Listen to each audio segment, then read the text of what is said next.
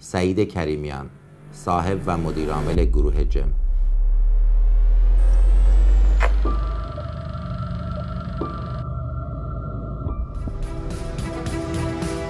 درود بر شما و اخبار شامگاهی صدای آمریکا خوش آمدید. امروز چهارشنبه ساعت 9:30 به وقت واشنگتن، 6 عصر تهران هست. النازی کیانی هستم با این نخستین بخش خبری.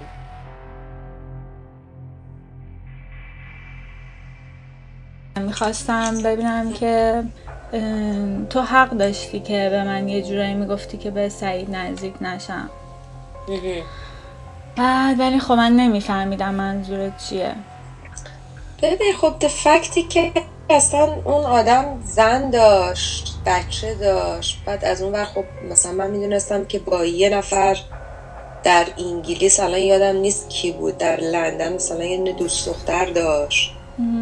بعد خب آدمی بود، میدونی آدمی که مثلا زن و بچه داره و بعد دوست دخترم داره، خب نباید تراست بکنی دیگه. مثلا نازان کسی بود که خب حالا شوهرش داشت اونجا کار میکرد و بعد این دوتا با هم دیگه ارتباط داشتن.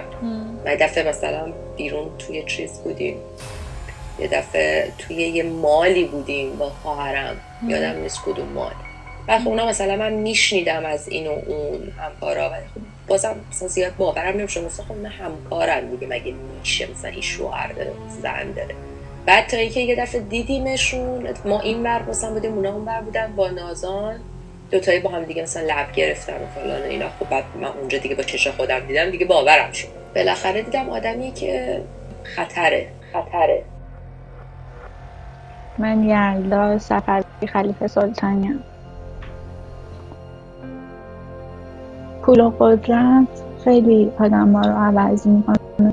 الناز یه چیزایی به من میگفت. نازان اون خانومه بودش که شوهر داشت، بهم گفتش که نازان گرفرند جدید سعید کریمیانه. بعد من I was shocked. برام عجیب بود. مثلا میگفتم که یعنی چی؟ میگفتن یه کسی که مثلا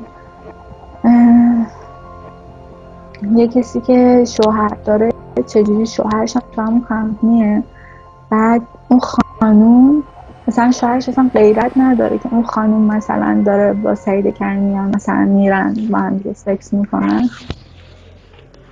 سعید با همه دختر سکس میکرد، آتوسا، سمیرا، الناز کیانی و همه دختری که من تو اون کمپنی دیدم. از پیمان دبی، پیمان چیزی نمیدونم پیمان چی بود. پیمان یه دفعه با مادرم گفته بودش که سعید نه چند دفعه با مادر صحبت کرده بود. بعد گفته بود یه دفعه گرفرندشون بر خونه، بعد زنش هم هست. بعد یه دفعه اینو گفته بود. یه دفعه هم گفت که 2 دختر از ایران اومده بودن، 2 خانم از ایران اومده بودن، بعد به جفتشون با هم دیگه پیشنهاد سکس کرده بوده که با هم دیگه مثلا با سعید باشن دوتایی.